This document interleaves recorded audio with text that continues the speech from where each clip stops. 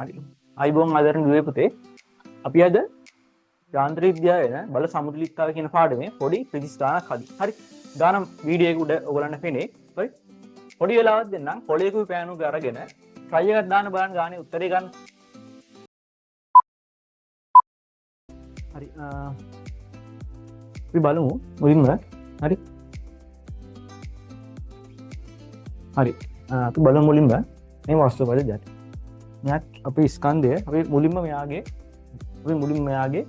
බල ටික මාක් කරගමු කියලා. හරි. අපි දන්නවා වස්තුවේ බර අපිට දීලා තියෙනවා capital mg දීලා තියෙනවා. හරි.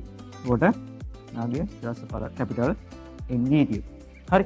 ඊට පස්සේ තන්තු අපි දන්නවා සහැල්ලු තන්තුවක්. හරි. සහැල්ලු තන්තුව අපි දන්නවා තන්තුව පුරා ආත්‍රිය සමාන නැත්නම් ආත්‍රිය ඒකාකාරයි. එහෙනම් මෙයාගේ දැන් මේ capital mg ස්කන්ධ සමතුලිතයි. එයා සමතුලිතයි දෙන්නේ මෙන්න මේ t කියන බලය සහ එයාගේ බර යන බල දෙක මත. හරි. එහෙනම් තන්තුව දිගේ ආතතිය සමාන නිසා අපි තන්තුව දිගේ අවශ්‍ය ස්ථානවල අපි බල මාක් කරගමු. t කියලා ආතතියක් අපි සලකමු. හරි. ඊට අමතරව දීලා තියෙනවා අපට මෙන්න මේ කප්පිය. හරි.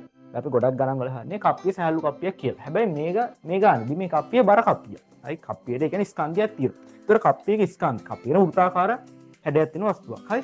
නෑ එයාගේ අපි දන්න ගුරුත්ව කේන්ද්‍රය පිටලා තියෙන්නේ එයාගේ අක්ෂය ඔස්සේ නැත්තම් කේන්ද්‍රේ. එහෙනම් මෙයාගේ ස්කන්ධය මම මාක් කරන්නම් සිම්පල් mg කියලා. හරි. දැන් අපෙන් අහන්නේ ඔන්න ඔය කප්පියෙන් මෙන්න මේ කියන ආධාරකය. මෙන්න මේ ආධාරකය.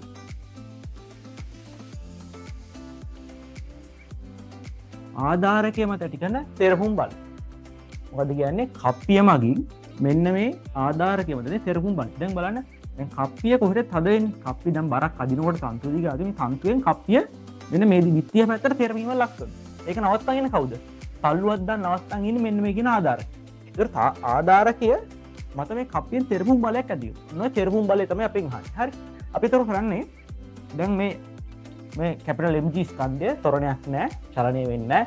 එයා සමතුලිතතාවයේ තියෙනවා. වෙනම අරගෙන අපි කප්පිය මත තියෙන ලකුණු ටික බල ටික විතර සලකමු. මොකද අපෙන් අහන්නේ කප්පිය විසින් මෙන්න මේ ආධාරකය මත ඇති කරන තෙරපුම් බලය. හරි. උලින් අපි ඒකට කප්පිය මත ඇති වෙන බල ටික අපි හොයාගමු. හරි.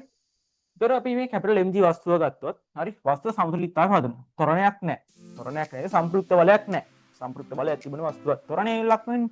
එතකොට ත්වරණයක් නැහැ කියන්නේ සම්ප්‍රයුක්ත බලයක් නැහැ. එතකොට මෙයාගේ බල ටික සැලකුවොත් අපි කැපිටල් mg මෙයාගේ බර තියෙනවා තන්තුව මගින් වස්තුව මත කැපිටල් t ආතතියක් ලබා දීලා දෙනවා. ඒ තමයි සමතුලිතයි කියන්නේ බල දෙකක් යටතේ සමතුලිතතාවය තියෙනවා. බල දෙකක් යටතේ වස්තුව සමතුලිත වෙන්න අනිවාර්යයෙන් මොකද වෙන්න ඕනේ? මේ කැපිටල් t සමාන වෙන්න ඕන mg. හරි. ඔන්න මුලින්ම අපි ඔක දැනගමු. ඔක සරල දෙයක්. හරි. හරි. ඊළඟ මම කප්පිය බල ටික මම නැවත අඳින්න පොඩ්ඩක්. හරි. ඒ ගාන හදාගන්න පැහැදිලි කියලා හරි. හරි. පළහැට තියෙන ආතතිය. ආතතියක් තියෙන මෙයාගේ ස්කන්ධය තියෙනවා සිම්පල් mg. ඊළඟට මෙන්න මේ දිශාවට තන්තුවේ ආතතියක් තියෙනවා. හරි.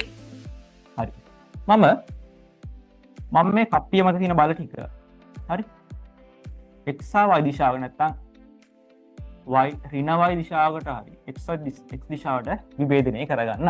හරි. අපි බලමු මෙයාගේ y සංරචකයේ මුලින් y සංරචකයේ මැද සිරස්ස පහළට සැලකුවොත් මොනවද තියෙන්නේ? මෙයාගේ බර තියෙන කප්පියේ බර තියෙනවා. ඊළඟට තන්තුවේ ආතතිය. අපි හොයාගත්තා මේ කැපිටල් mg වස්තුවේ සමතුලිතතාවය සලකලා t කියන්නේ කැපිටල් mg නමට ආදිශයක් දාන්න පුළුවන්. t වෙනුවට කැපිටල් mg. හරි. නම් මට මේක ලියන්න පුළුවන් g එළියට ගත්තා. m ධන කැපිටල් m g කියලා. මේක අංක 1 කියලා ගන්න. ඊළඟට මම x දිශාවට බල ටික සැලකුවොත් කප්පිය මත තියෙන මේ t කියන ආතතිය විතර. t කියන්නේ මොකද්ද? අපි හොයාගත්තා කැපිටල් mg. මේක මම 2 කියලා අංක 2 කියලා ගන්න. හරි. එහෙනම් ඔන්න බලන්න කොච්චර ලේසිද කියලා. හරි. ඔන්න y සංරචකයේ තියෙනවා අපේ y සංරචකයේ තියෙනවා. y කියන්නේ මොකද්ද? m ධන කැපිටල් m g. x කියන්නේ කැපිටල් mg. හරි. අපිට බැරිද x සහ y සංරචකය දන්න නිසා මේකේ සම්ප්‍රයුක්ත රිසල්ටන්ට් ෆෝස් එක ගන්න. රිසල්ටන්ට් ෆෝස් එක ගමු. අපි දන්න හයිතරස් ප්‍රමේය දාමු. හරි. r වර්ග ධන x වර්ග ධන y වර්ග. හරිම ලේසි ගානක්. හරි. x කියන්නේ ඔය කැපිටල් mg ගේ වර්ගය ධන y කියන්නේ m ධන m g. මම කොටු වරහණක් දාන්න. මොකද වර්ග දාන්න වෙනවනේ. හරි. කොහොමද සුළු කරන්න? m වර්ග g වර්ග මට එනවා මෙතනින් m ධන m වර්ග g වර්ග. හරි. දැන් මේක මම තව ටිකක් සුළු කරොත් ලියන්න. හරි. දැන් g වර්ග පොදුයිනේ. මම ඊට කලින් වර්ගමූලය දාන්න. වර්ගමූලය දාලා මම ආයි ලියන්න. g වර්ග ධන m ධන m වර්ග g වර්ග. හරි. හරි. මොකද්ද කරන්න පුළුවන්? එහෙනම් අපිට මේ රිසල්ට් පෝස්ට් එක එනවා. g වර්ගයක් තියෙනවා මම g එළියට ගන්නවා. මට ලියන්න පුළුවන් m වර්ග ධන m ධන m වර්ග g කියලා. හරි. මේක තවදුරටත් සොලු කරන්න පුළුවන්. ඔන්න අවශ්‍ය නැහැ. හරි. මේ අතුල පදේ සොලු කරලා m වර්ග වල එකට ලියන්න පුළුවන්. හරි.